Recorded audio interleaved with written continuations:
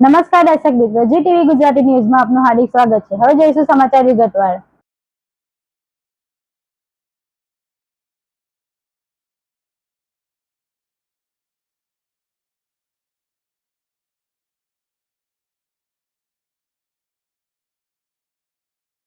ધોરણ 12 સાયન્સમાં અભ્યાસ કરતી વિદ્યાર્થીએ જીવન ટૂંકાવ્યું અને પરિવાર નિંદ્રામાં હોય ત્યારે દીકરીએ પગલું ભર્યું। સુરતના ડિંડોલી વિસ્તારમાં અને ધોરણ 12 સાયન્સમાં અભ્યાસ કરતી વિદ્યાર્થીનીએ ઘરે ફાંસો ખાઈ જીવન ટૂંકાવ્યું છે।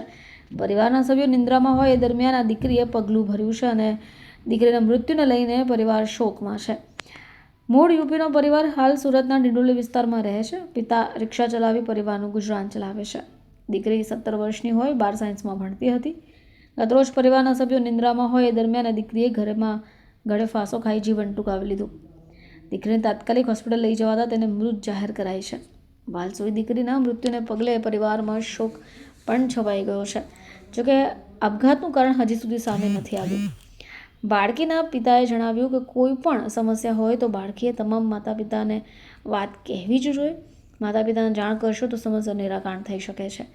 માતાને પણ લગ્નમાં વતન ગઈ હોય ને દીકરીને ડૉક્ટર બનવું હોય, પરંતુ સવારે 5:30 વાગે ઉઠીને જોયું તો રસોડાની અંદર લટકેલી હાલતમાં મળી આવી હતી।